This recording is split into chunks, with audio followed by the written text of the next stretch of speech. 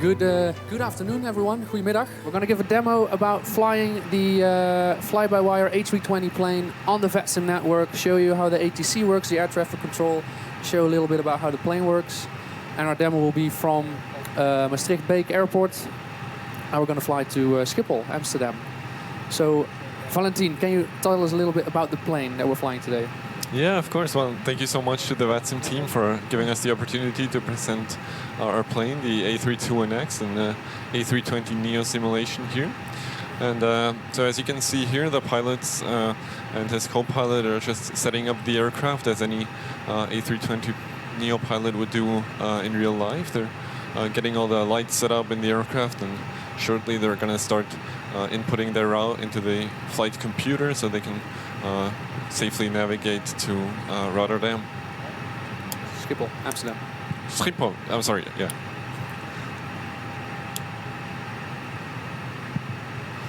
All right, so as you can see, the pilots here in question behind me, they're still setting up the plane. So we'll be doing a full flight on VATSIM. Now, for the people who don't know what VATSIM is an online air traffic simulation network where people from all over the world provide live ATC to pilots from all over the world. So wherever you are, you might be able to get some real air traffic control with all the real-world procedures. You'll be talking to controllers on the ground, giving taxi instructions. You'll be talking to controllers in the air, giving instructions on how you're going to approach the airport and land your plane. And of course, your plane has been fully integrated with a lot of VATSIM features as well.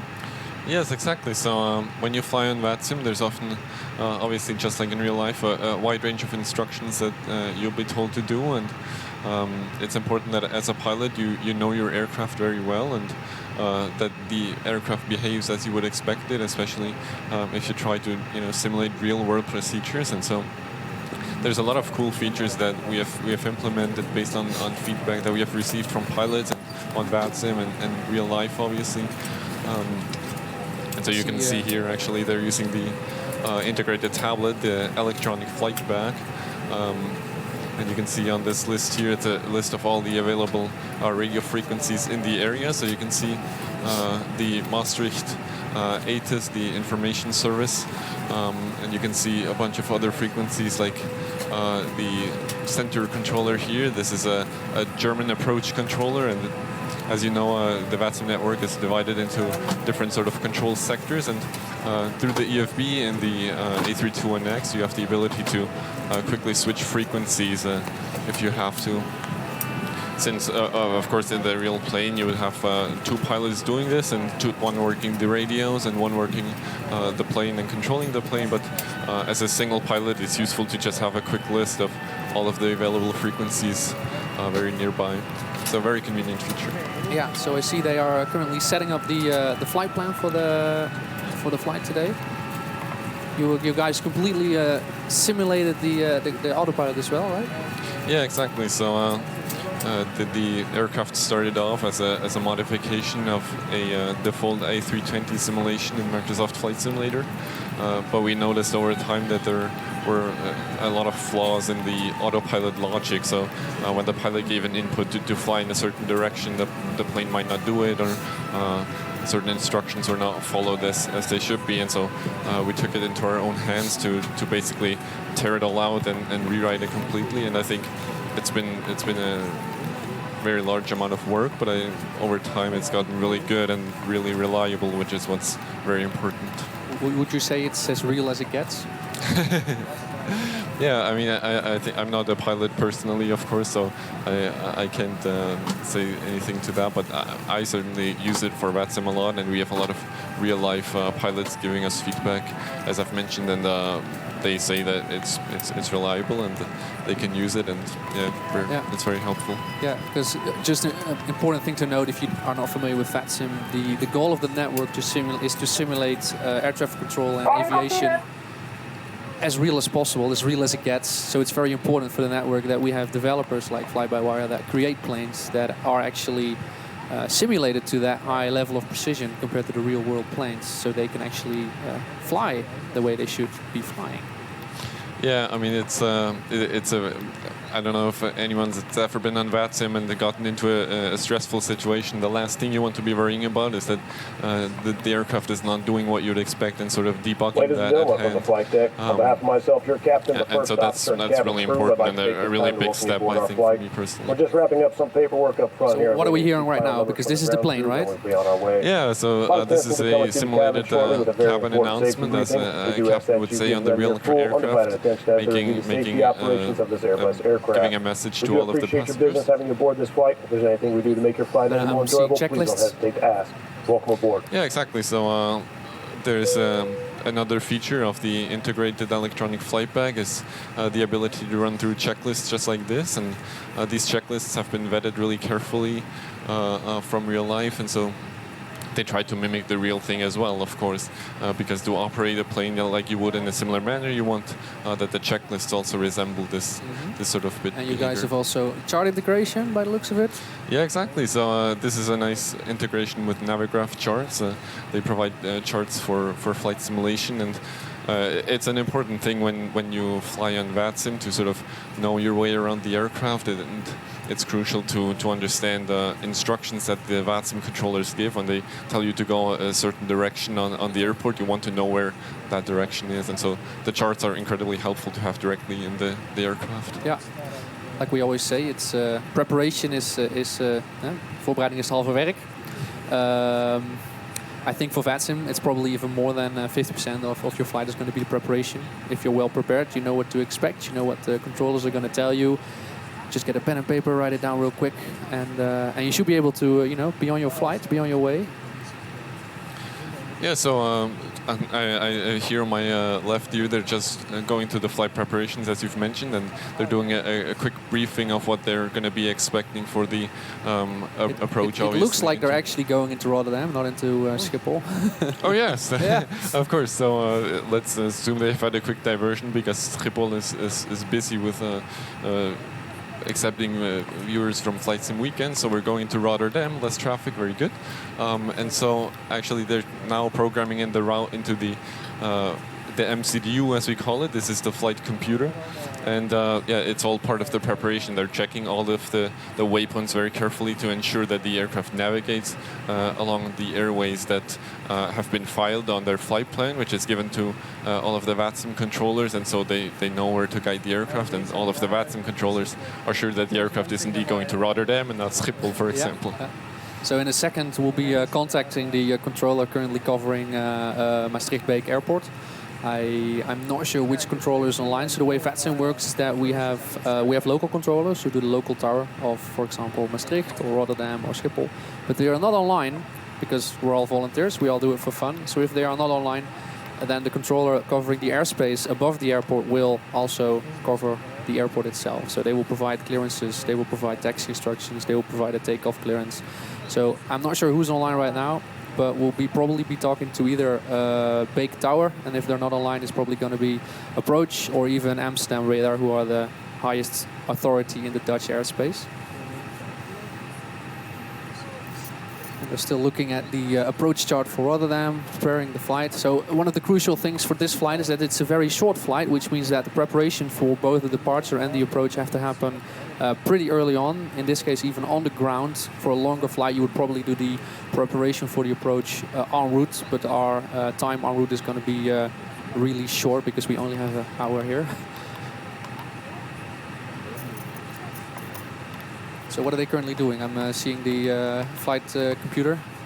Yeah, so what they're doing is that they've looked at the chart and seen what waypoints were on there, and they're just entering that into the flight control computer there. What you can see is at the bottom of the screen, and I can. This is the Rotterdam Airport. The ICAO code is Echo Hotel Romeo Delta, and they're going to runway 24. What they've also set up is they're setting up the aircraft for an instrument landing system, so an ILS, because I hear the weather at Rotterdam might be a bit cloudy, and so the visibility might not be good enough for a visual approach, and so they're using the instrument landing system to rely on the aircraft's navigation system to guide them down to the runway safely. It's also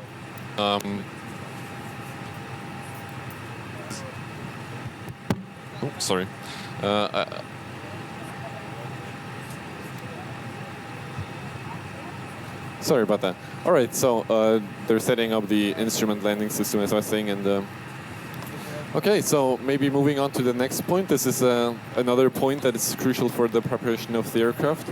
They're now setting all the performance figures for the takeoff. So what you can see, what you were able to see at the top left of the screen are the characteristic speeds of V1, VR, and V2. These are decision speed, rotation speeds, and safe climb away speed. So these essentially are going to be represented to the pilot on the left-hand side of the screen directly in front of them.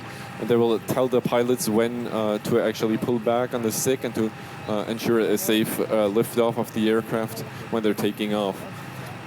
There's also the V1 speed, which is the decision speed, and what it means is if there's any problem during the takeoff roll at very high speeds, then the pilot needs to be aware that the braking distance might not be enough in order to abort the takeoff. And so at this speed is the speed where you say, okay, I'm deciding that I'm continuing the takeoff roll and I'm departing from the aircraft. And if I have an engine failure, this is a speed where it is safe enough to climb away and return to the airfield. Maybe this is also interesting. So they're currently actually connecting to VATSIM. They have filed a flight plan, Bake to Rotterdam. They have selected their own call sign. It's probably going to be something like what? What's the problem, guys? I think it's FlyByWire A32NX November X-ray. So that's a. It seems to be very busy. Oh, here we go. Now we're connecting. Here we go. So on the left side of the screen, you can actually see. Look at that. We already can hear the controller on the radio.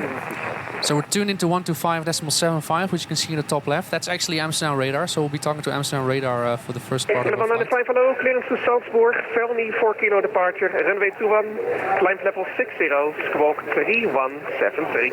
Sounds like a departure from Eindhoven, actually. Yeah, this is not bad. Is it? Are we tuned to bake now? 1, 2. Repeat correct. Transavia 745, right heading 150, cleared ILS, runway 18 center. Oh, that's still Amsterdam. All right, so I assume our guys will be asking for clearance in a moment. QNH 1007. Descending 2006, QNH 1007. It's very interesting to me to hear the ATC chat in the background with the pilots, because I sometimes listen in on real ATC, and it sounds just like it. It gives the feeling of you're part of the network, and I think this is what I really enjoy about VATSIM. If you're new to VATSIM, I would always recommend to just listen in for a while, get used to what they're saying, try to understand what they're saying before you start talking to them yourself. It will help a lot with getting used to the radio talk. Yeah. Yeah, I think on VATSIM it's sort of, and in real life ATC, there's a lot of education that pilots get about correct phraseology, and so what this means is how you communicate your intentions and what you're doing to ATC effectively and how they talk to you. And so it's very useful to sort of have a repertoire of phrases that you're going to say, because a lot of the flights, they're going to have a similar sort of structure in what you're talking to ATC about. So in a moment we'll hear them calling for their IFR clearance, actually. So it's when air traffic control clears them to actually start this flight and fly to their destination airport.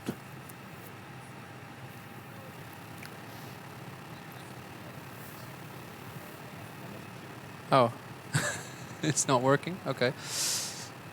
Yeah.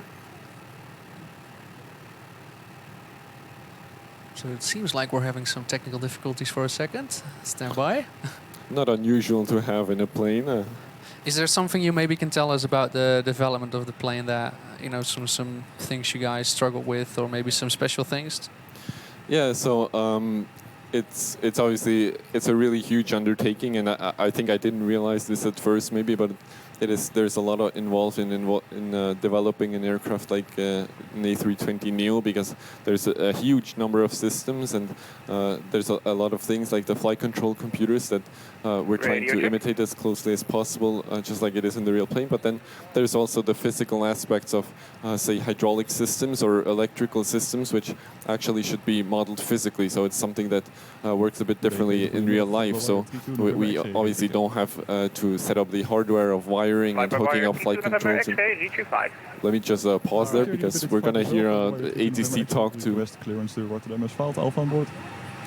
All right, here we go. That was the clearance. There was a... FlyByWire 32 November X-ray, Alpha correct. Clear to Rotterdam, Oscars to Bravo departure, runway 21. Initial climb, flight level 60, squawk 7021. FlyByWire 32 November X-ray clear to Rotterdam Asphalt. Via the Oscars to Bravo departure, runway 21. Initial climb, flight level 60, squawk 7021.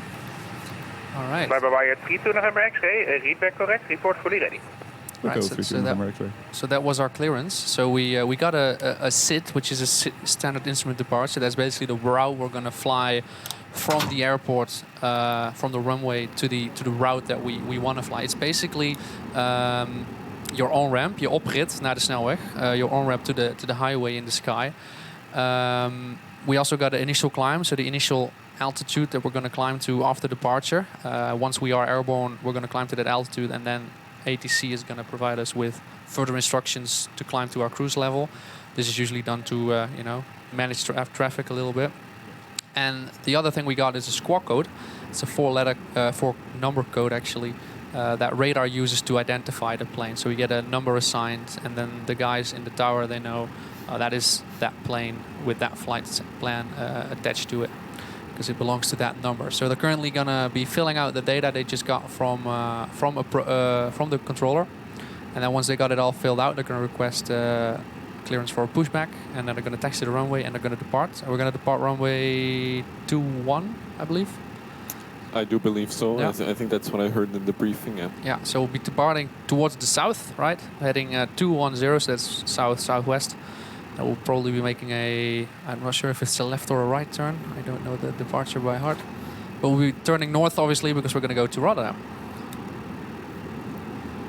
Yeah, so maybe what you can see here is that they have started the APU. It's an auxiliary power unit that the aircraft possesses, and you can think of this as a sort of a small engine.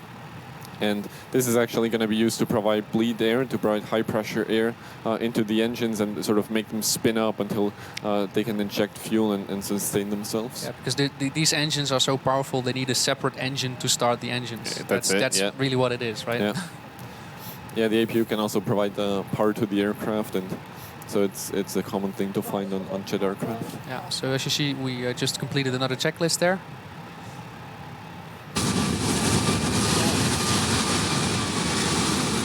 A lot of noise. Not unusual on an airfield like this. And that is just the APU actually, because the engines, as you can see behind us, the engines haven't even started yet. That was just the APU engine, which is in the back of the plane actually, right? In the tail. That's it. November X-ray, request push start. FlyByWire 32 November X-ray, information Alpha current. QNH 1010, pushback and startup approved. All right, Alpha on board 1010, startup approved for the FlyByWire 32 November X-ray. So we've been approved for our push and start, so we can start the engines, we can push back the plane onto the taxiway, and then we can start taxiing out. We got the local air pressure, which is important for knowing our altitude, which is kind of crucial for an airplane. And let's see, so they're now currently starting the engines, still checking the EFB. Can you tell something about the EFB? Because this is something that I'm not super familiar with. Yeah, of course. So the EFB, the electronic flight bag, is the tablet that you see on the left, and it's something that you will actually find on a modern flight deck, even if you go for a cockpit visit, maybe on your flight here. And it has a special function, I think, in the simulator, in that it does it helps the pilot do a lot of these things that maybe will be done differently in real life. So a good example is here, the pushback of the plane that is organized through the EFB here, because of course there's no way you would interact with a ramp agent or something like this in a simulator, and so the EFB helps coordinate a lot of these things. But there's also things you'd find on a real-life EFB, such as the checklists, for example, which really are a huge help to the pilots, because it reduces a huge amount of paperwork and all of the paper charts that you saw. So the route descriptions are also all available on the EFB. So you could say it's sort of a replacement for your co-pilot a little bit? That's it, yeah, exactly. So you also saw the available frequencies earlier, and that's really helpful to quickly switch over to the correct frequency that you get assigned to. Do you guys actually support shared cockpit? We do actually, yes. I personally never used it, to be honest, but yeah, we do actually support shared cockpit flying. And I've heard a couple of people come up to our fly-by-wire booth here and say that they really enjoy doing shared cockpit flights. And I think it's a really great tool, especially if you have a real-life pilot friend maybe that can help you introduce you to the Airbus cockpit. Yeah. So VATSIM also supports shared cockpit flying. So if you want to fly with the two of you on the network, that is absolutely possible with this plane. All right, looks like we completed the pushback, and that means the next step is to taxi out to the runway. Now we'll be departing from runway 21, and I think we are currently facing we're facing north. So we'll just taxi that way, and then we'll go right onto the runway. Yeah, so they're just running through the final preparations for the after the engine start and for the takeoff. So obviously a bit of a technical detail. After the engines are started, the aircraft is actually supplied with hydraulic pressure from the engine-driven pumps of the engine, and so it's actually only possible after engine start to set the correct flap setting, for example, and extend the flaps for takeoff and arm the speed brakes and things like that. So they're just running through those final items, which you can see here on the what's called the after start checklist, which is what you run after you've started both of the aircraft's engines.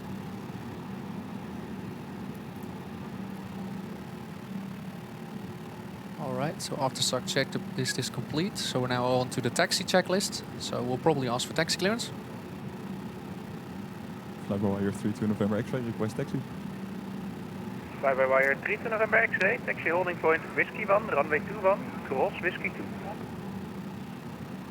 Taxi holding point Whiskey 1, runway 21, cross Whiskey 2, FlyByWire 32 November X-ray. Yeah, so that's just your standard taxi instruction. They probably have the chart in front of them, so they know exactly where they need to go. Now, obviously, Maastricht is not a very big airport. There's not a lot of taxiways, so it shouldn't be too difficult to get to the runway. Now, there's obviously some airports like Schiphol that are very complicated, and in that case, it's absolutely crucial, especially on VATSIM, but in any case, to make sure that you have a chart in front of you, that you know where you're going, and if you call ATC for instructions, that you maybe write them down. And don't worry if you didn't hear it correctly the first time, just ask again, say again please, and they will be happy to repeat it for you.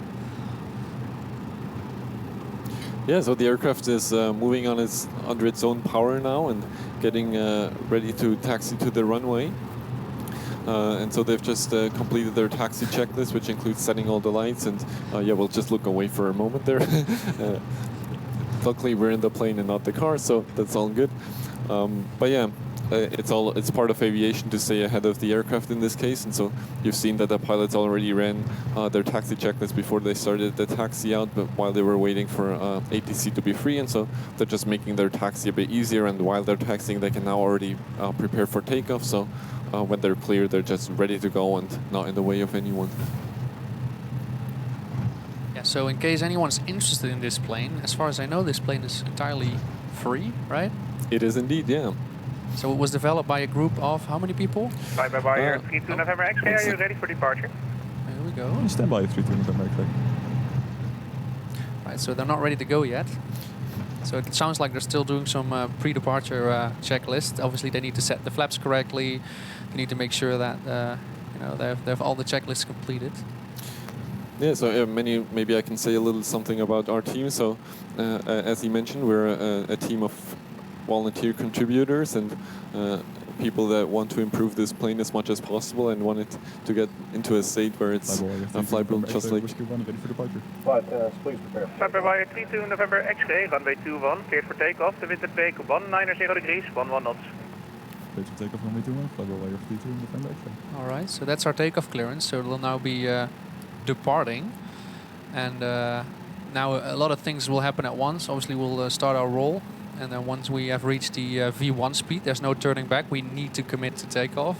Then once we reach the VR or V rotate speed, we rotate the plane up, we'll take off. And then once we are climbing out, we'll be retracting the gear and we'll be on our way flying the departure route. And then we'll probably be receiving further instructions from ATC pretty soon.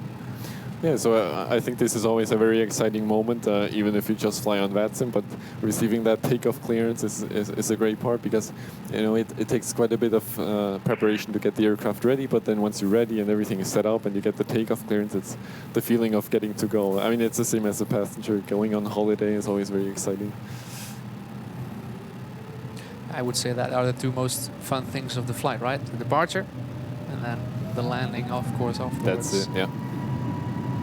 There you go, you hear the engines roaring up. Yeah, now we should be departing, we should be taking off pretty quickly because the plane is probably quite empty. We don't have a lot of fuel on board because it's a short flight.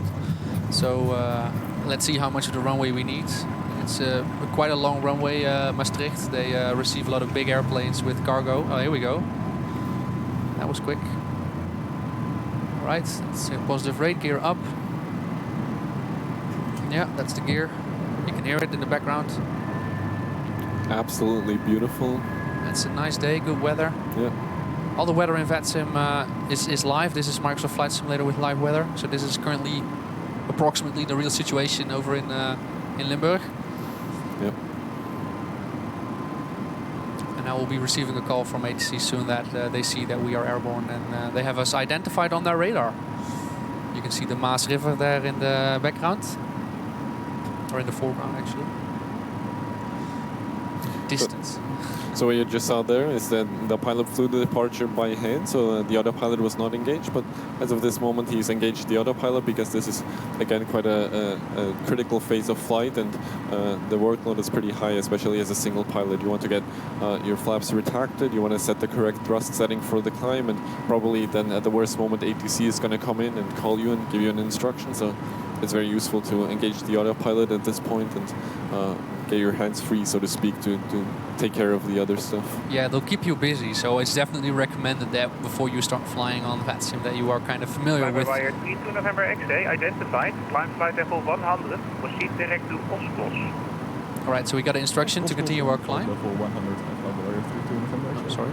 Got an instruction to continue our climb, so we got an initial climb of 60. We're now climbing to flight level 100. And we got it direct to one of the waypoints in our flight plan, so we got a little shortcut there. This happens a lot actually. If there's no other traffic in the area that we need to be worried about, they can usually give you a little shortcut for your flight there. Now our cruise today will not be very long. Obviously, Rotterdam's pretty close, so our pilots will probably be quite busy for a while. This is a nice view. Lovely. So you guys have also added a lot of nice outside and inside views to the plane, right? Yeah, and what I'm especially impressed with is obviously the view, but also the soundscape. That's really nice. You know, this is indeed what you'd be hearing as a passenger, especially sitting right next to that aircraft. Is that low humming bass, and it's really cool. Amsterdam radar on 125.750. Bye-bye. Amsterdam radar on 125.750. Alright, so they got a handoff from Maastricht or Beek to Amsterdam radar.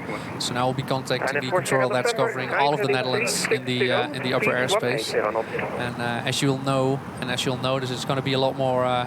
It's going to be a lot busier on frequency. You're going to hear a lot of chatter with other planes that are currently actually flying on VATSIM on the network and also doing flights from wherever to wherever and passing through the Dutch airspace. So at this point, it's kind of crucial that you keep an ear out for your call sign in case they want to tell you something. What I'm really impressed with VATSIM especially is the ability to fly with airplane. FlyByWire A32 November X-ray Amsterdam, goedemiddag. Incat 2 Romeo Rifle, expect runway 24. Incat 2 Romeo Rifle, runway 24, FlyByWire A32 November X-ray. Alright, so our pilot just checked in with Amsterdam radar, so he told them, hello, I'm here on your frequency, and he immediately got instructions from Amsterdam about his approach into Rotterdam. So we can now immediately start our preparation for our landing, which is, again, kind of crucial because we're already so close. 750 speed Romeo White. Amsterdam Cam 66 Golf, currently at flight level 60, requesting further climb. So again, we're hearing a lot of other chatter on the frequency. Flight level 250, Cam 66 Golf. Oscar 902, speed 160 knots or greater until 4 DME. It's really busy. Yeah, what tends to happen with these sort of top-down controls, where you have a big center also controlling regional airports and coordinating the approach, and is a very impressive feat for sure. 726, turn left heading 210, cleared ILS, runway 18 center. So we've already reached our cruise, at least our current cruise. Or I don't know if we wanted to go any higher than flight level 100. As you can see on the left screen there. Yeah, right about there. We're flying at about, I would say, 290 knots. Yep. Yeah, we're currently northbound, and we'll go. We'll turn left in a second. We'll go right over Eindhoven by the looks of it. And then we'll be. We'll go right over Eindhoven. That's the waypoint there, and then we'll continue on in a straight line to Rotterdam, and we'll be landing on runway 24 because the wind has been blowing from the southeast today, as it has been yesterday as well. So we'll always be landing and departing with a headwind. Yes. So what you briefly saw there on the flight computer again is the setup for the performance data for the arrival. So as they set up the performance figures and the speeds for the departure, they're now setting up, for example, the air pressure, the QNH 1007 at their airfield, and this helps the aircraft set up for the approach and give the pilots the correct guidance for the approach speed to make a safe approach. Yeah. So they were just checking the weather there. They were checking the what's the situation. We got a little bit of rain by the looks of it. You can see the winds here, 190 at 13 knots. So we got a bit of wind from the southwest. We're looking at the approach chart. We're looking at some approach data. These are the minimums. So if we're at 204 feet, we should be able to see the runway. So hopefully the clouds aren't too low today, although that is really low. There we go. You're wing 54 Victor. Yeah, so since they've set up for an instrument landing system where the instruments can provide guidance to the runway, the point at which the pilots need to see the runway is actually really close. So that's 200 feet, about 60 meters only above the runway. And until that point, they can be completely engulfed in fog, essentially. Yeah, so basically, we could be flying without looking outside of the windows. Exactly, yeah. So a lot of things are happening at once. It might be a little bit confusing to people that are not very familiar with this plane, but it's all things that need to happen for this landing to be successful. Exactly. Yeah.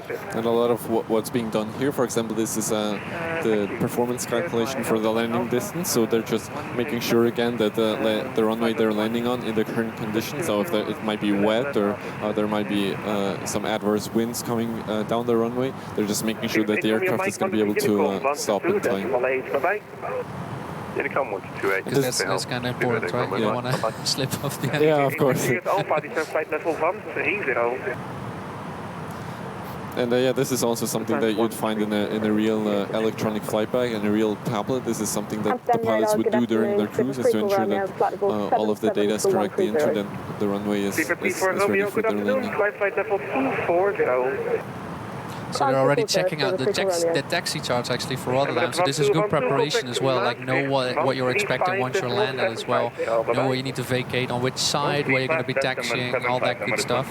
In this case, we'll be landing runway 24 at Rotterdam. So the apron is actually at the far end of the runway. So we'll be vacating, making a left turn, and we'll be straight at our parking spot pretty much. B-Bird, 91 Papa Echo, how far are we off? So what you can see here is the landing distance calculation. So you saw that with the auto brake system set to the medium setting, they're going to be able to stop in about 1,500 meters, whereas the low auto brakes setting would actually not be enough. So that they're going to have to use medium auto brakes or just control the braking system manually. It's also something that is modeled obviously in the plane to have the aircraft automatically apply brakes on touchdown and make a smooth deceleration for the passengers. The runway at Rotterdam is not extremely long. It's just over 2 kilometers compared to like the runways at Schiphol, which are like 4.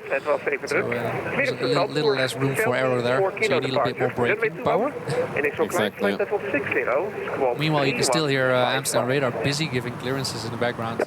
This is also one of the crucial things of VATSIM. You need to be able to filter out that chatter in the background while you're busy working on other stuff. You get used to it, but it's a skill that you need to learn. You just need to be focused on hearing your own call sign, basically. Exactly. Once your own call sign comes on radio, it's your job to answer. November 31 Charlie, Amsterdam, climb flight level 240. Alright, so it looks like they've set up most of the data in the flight computer for the approach, and so they're pretty much ready. They know what the airfield looks like, so now it's just a matter of waiting on descent clearance from ATC, essentially.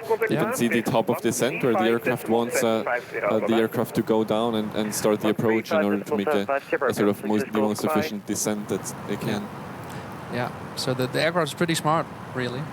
Yeah, it's something that is really useful in providing guidance to the pilots, because it's, while they obviously still check that the automatics are doing what they're supposed to and they're running their own calculation in their head, it's something that can really take a lot of workload off and provide situational awareness as well when there's a lot of things going on. Yeah, it's trying to help the pilots as much as it can. That's it, yeah. So as you can see, we just entered the clouds here. So it's going to be interesting if we're going to see the at what time we'll be seeing the runway actually. Yeah. Yeah, maybe I can brief you for a quick technical detail. So while they're going to be approaching the runway and the last stages of the approach, you're going to hear a call out that the aircraft says 100 above and minimums. And this is the aircraft announcing that they've reached the crucial height where they need to see the runway in order to continue the approach. If they do not see the runway at this point, they have to execute a go-around procedure and be guided back around for another approach, or possibly a diversion if the weather is not good enough at the airport. And our VATSIM controllers are entirely trained for that as well. So if you need to make a go around, if you make a mistake, they can help you to make that go around, try the approach again, and even if it happens another time, that's no problem. Yeah. It's all part of the real world procedures as well, and we completely are aware of that. Also something that's very exciting, or was exciting for me, my first go around on VATSIM. There's a lot of things happening, but it's very cool. Oh, look at that view. 230, okay, now it's Tango.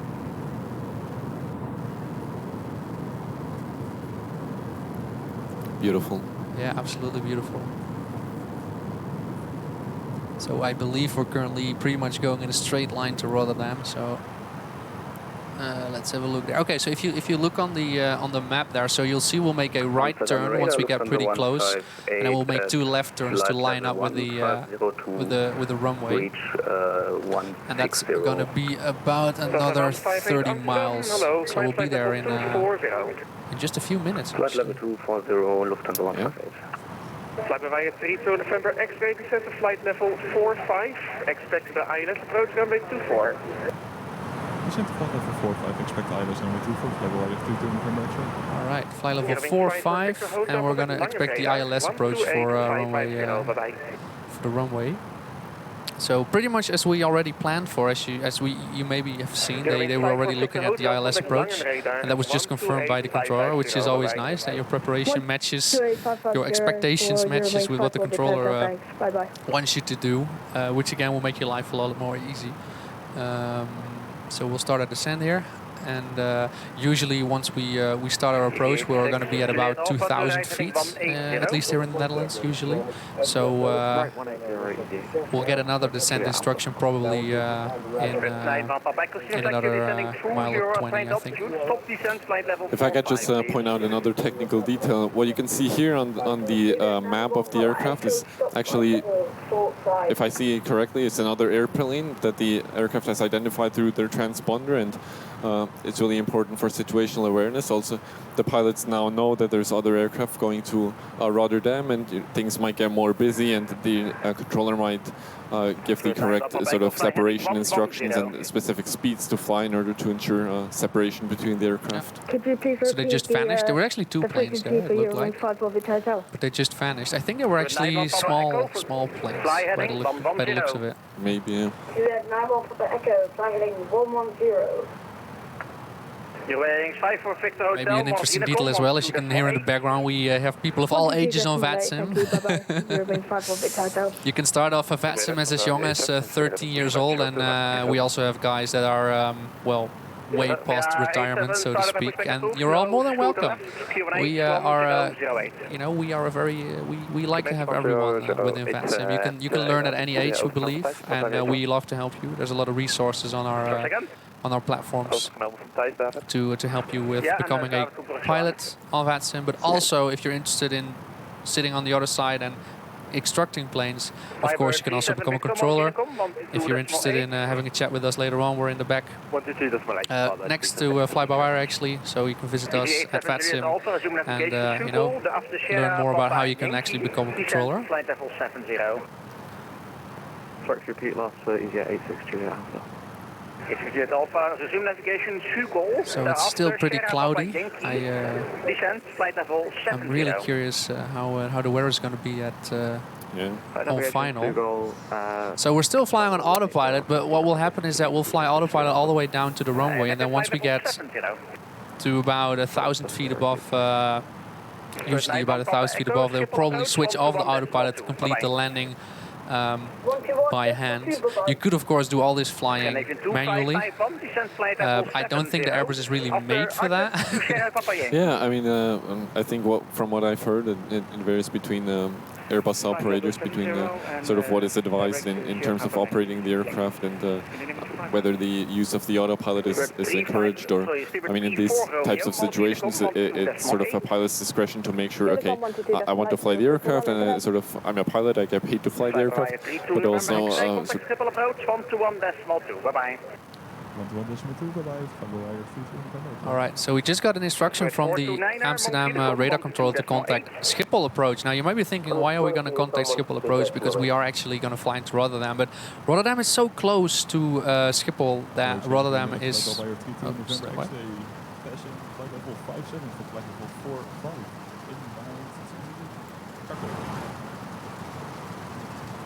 FlyByWire 32 November X-ray, hello, it'll be vectors for the ILS, runway 24,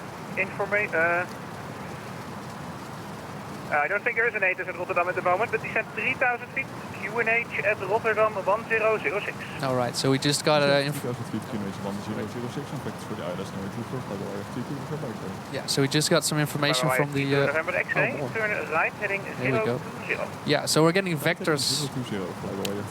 We're getting vectors for the ILS runway 24. That means that the approach controller is actually going to take us from the planned path, and they're going to give us heading instructions. So you're going to turn into a certain direction to line us up with the runway. This is not always required, but it's usually easier to sequence traffic and make sure that there's no conflicts with other traffic that might be flying in this area. As I was saying before, we are contacting Schiphol approach because Rotterdam is so close to Schiphol that most of the approach is actually performed by the Schiphol approach controller, because it's just easier instead of having separate positions for that. And also because on VATSIM we obviously don't have every position covered 24/7 because we're all volunteers and we all do it for fun. Yeah, so we have a lot of wind. That's 41 knots on the tail. The good thing is that it looks like the wind is roughly pointing within the runway direction, so hopefully for the pilots the crosswind component will be fairly small. So the runway is on our left there. Fire 9 at Papa November, contact Amsterdam radar 125.750, bye-bye. 125.750, Flyer 9 Papa November, thank you very much. So we'll first be flying away a little bit from the airport, then we'll make 2 left turns, and then we'll be perfectly lined up for the approach. Because of course we need a little bit of distance to descend that last bit. Maybe you can tell us something about the ILS, because I'm already seeing the...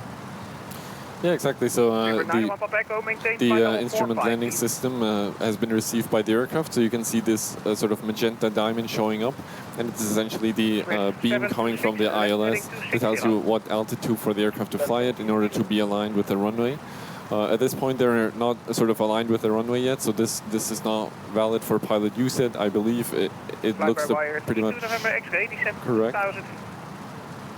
2,000 feet, yeah, there we go. So we're going to go down to 2,000. Then we'll get 2 left turns. We'll be lining up. You'll see that magenta diamond at the bottom. It will be lined up right in the center. We're currently, as you can see, we're currently right of the ILS. So that little magenta diamond will be right in the middle on that yellow line.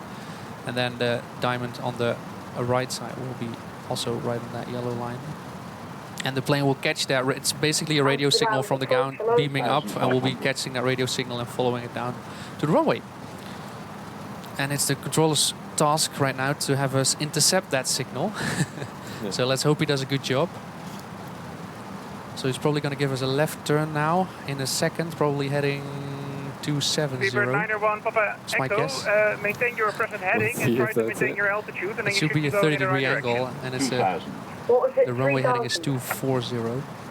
You can maintain a let's see 3000. if we can- Still very much in the clouds as of this moment, Yeah, so this is going to be an interesting approach. So as a pilot, you're really not looking at the window. You're really just looking at. FlyByWire 32 November X-ray, left heading 260. Oh, 26. Clear ILS approach, runway 24. That's also okay. Left heading 260 on cleared ILS. So you're really only looking at those panels at the bottom, because what's on the, you're only seeing gray up there, and you're only waiting basically till you get down to about 300 feet. That you wanna see the runway. You wanna make sure it's actually there. FlyByWire 32 November X-ray, you're taking you through the localizer, clear the left turn heading 210 to intercept. Okay, so Left heading 210 to intercept. it sounds like we're going a little bit too fast because we overshot the localizer, so we're gonna approach from the other side. So what's going on, guys? First 726, left Maybe heading the 210, approach controller clear was ILS approach, runway 18 center. a bit busy. It happens, and they're a bit late with the instructions, but we can correct. There's a lot of things to coordinate with all the different aircraft and making sure they're at the correct altitude and direction to intercept the instrument landing system.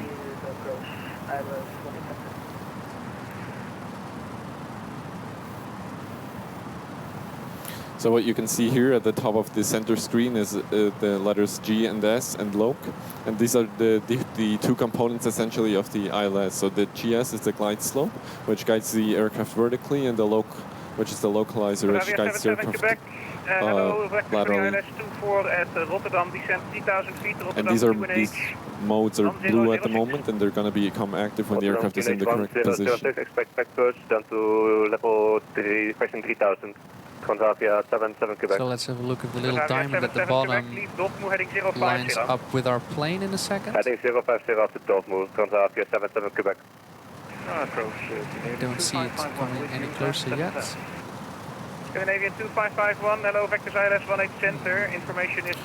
So there we go, Charlie, it's moving. level 45. Yeah, we There caught you the go, localizer. the aircraft has captured the localizer, and you'll see this localizer diamond come into the center of the the yellow bar here, That was 2 at a time. as was announced previously. 2551 with the replay. And soon enough you'll also see this glide slope diamond come down and intercept with the aircraft's altitude. Yeah, so the little diamond at the bottom means we are lined up with the runway center line, and then the little diamond on the right side will show us if we're at the correct altitude to make the approach. And we're still below the glide slope, so that means that we're at a good place. We're still waiting to get close to the runway. So the runway is about, what, about 10 miles away. It's just showing up at the top of the display there, that's the runway. Do you have runway 18 right inside? Yes, 100 right. And we're slowly approaching. 726, in that case, visual approach, runway 18 right. And we still can't see the runway. Yeah. This is always a very exciting part of the flight. You can see the pilots now decelerating the plane in order to make a smooth sort of descent on the glide slope and make sure the aircraft is ready to descend. Here we go. Contact Rotterdam Tower 118.2. Bye-bye. 118.2, bye-bye, fine out. So we're going to go to Rotterdam Tower now, the local tower controller, and he's going to give us our landing clearance. Climb flight level 160. Yeah, that sounds like tower. Goedemiddag, FlyByWire 32 November X-ray, office established, ILS 102. FlyByWire 32 November X-ray, hello, runway 24, clear to land, wind 170, 1 knots. All right, so we are clear to land. As you can see, we're still waiting to capture the glide slope there. So the glide slope, we're still slightly below the glide slope. Once we capture that diamond, we will follow the signal down. Plane is already almost fully configured for landing, I believe. We're lowering the flaps, we're going to be lowering the gear. You might be able to hear the noise in the background. And then we're just going to be praying that we see the runway show up in a little bit. We'll probably see the lights first. And then once we see the lights and we see the runway, we can safely land. We're still on autopilot. In these weather conditions, it's usually advised that you stay in autopilot a little bit longer. These planes are, I think these planes are actually fully capable of making an auto land as well. They are indeed, yes. The interesting thing about the auto land is it's something that's done pretty rarely by Airbus operators and by aircraft operators in general. It's only done if the visibility is so bad that there is essentially no height at which point you'll see the runway, and you can use the aircraft to land itself. but there's a lot of requirements for the air crew and the runway and the airport to perform an auto land in order to not get any signal interruptions. Yeah. All right, so we started our descent. We're slowly descending. We're now at 1,700 feet. As said earlier, we need to see the runway when we are at 214 feet, which is about, 70 meters above the ground, I would say. So let's hope we do. It will be another, about 5 miles? Yeah. Very good day. This is Callum 1026. We already have been cleared to land, so we are fully fully ready. Clear to Cologne, Just waiting. Arnhem, 3 Bravo. You just heard the gear coming down in the background, the door is open and the gear actually dropping out, so that's always a good sign when the gear is down and you're trying to land. And that's the sound of a real A320 gear coming down, I assume. It is indeed, yeah. Caliban 026, repeat correct. Start up approved. Info November, combination van 006. Almost there. That's 1006, Caliban 026. At this point, the pilots are only about 1,100 feet, so about maybe 300-400 meters above the ground, but they're still very much looking inside and not looking at the runway at all, because the instruments are the only thing they can trust at this point, because it's just gray. Yeah, there's no runway inside yet, but there's still time. Now, I don't remember seeing what the ceiling was in the weather report. I don't remember either, but... so the ceiling is basically where the lowest cloud coverage is, and if it's too low, then obviously it will be a bit troublesome to land. Let's see, we're now at 700 feet, so 5... Oh, there we go. There we go. That's approach light. Okay, so that's the runway, so now we're visual. So now we can safely land. Well above minimums. About 300 feet. You see... That's the autopilot. Yep. Going off. So the pilot is now fully flying with a stick. 500. So you can see the PAPI lights on the left. So we are 2 white, 2 red. That means we're right on target. If it's more than 1 white, we're too high. Sorry, more than 3 white, it's too high. 300. If you see 3 red, now we're a little low. 100 above. Now the wind is coming from the northwest, so a bit from the the southwest. So it's coming a bit from the left side, front left. So you can see we're being pushed a bit to the right. Minimum. A bit right of center line, but our pilots are hopefully capable of correcting. 100. Here we go, 100. Let's see. Let's see if it's a smooth one like yesterday. 50. 40. 30. That's 30 20. feet. Retard. Retard. So, wow, guys. So the retard call out is not an insult. It's actually the plane telling the pilots to retard the throttles back. And they're now braking. I don't know if they're using the reverse thruster. Yeah, they are using the reverse thruster. So the engines are actually firing backwards to decelerate the plane quickly. Of course, this runway, like I said earlier, is pretty short. So they can use that extra reversing power to slow down the plane before the end. All right, that's perfect. So they've landed, slowed down to 30 knots. And now ATC will tell them where they can go taxi and park the aircraft once they have vacated.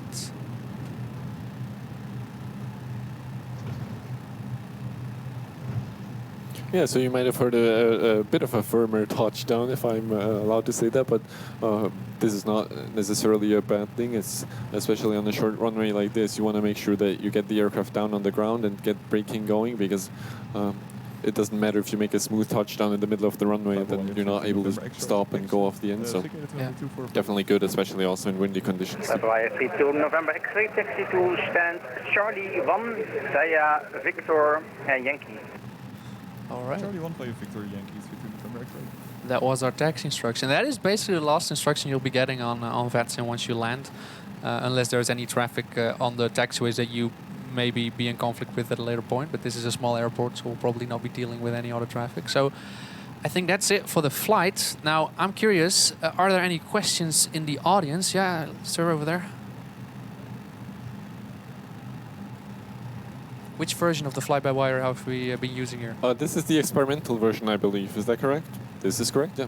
So this is the latest experimental version. So there's essentially, if people are curious, there's 3 different versions that we run and maintain, depending on sort of how, what type of features you want to be getting. The experimental version typically has the latest features, but there might be certain bugs occurring which are still being tested. Any other questions? Rotterdam Tower, een hele goede middag. Ja? Transavia 77 Quebec on ILS approach, runway 24. Transavia 77 Quebec, goedemiddag, runway 24 clear to land. Yeah, so I think sometimes there's in other aircraft there's automatic callouts by the aircraft. I think you're referring to that the aircraft says V1. So according to our references, this doesn't happen in sort of the shorter haul Airbus planes.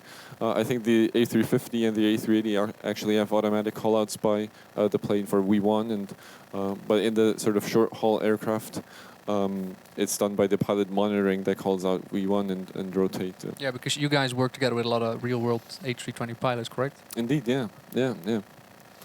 And this is incredibly helpful because it's very hard as a developer to get access to a real plane, so you're kind of relying on them. It looks like our pilots are not very familiar with Rotterdam because they taxied onto the wrong taxiway and all the stands on our right are taken. Well, you can make a left turn, but that's not really allowed, guys. Any other questions from the audience? Yes, sir.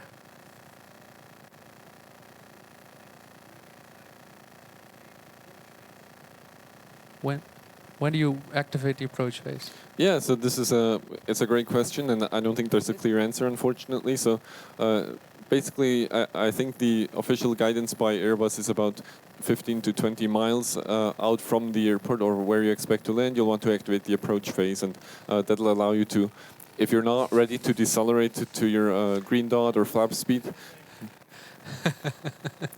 It's fine, they'll figure it out.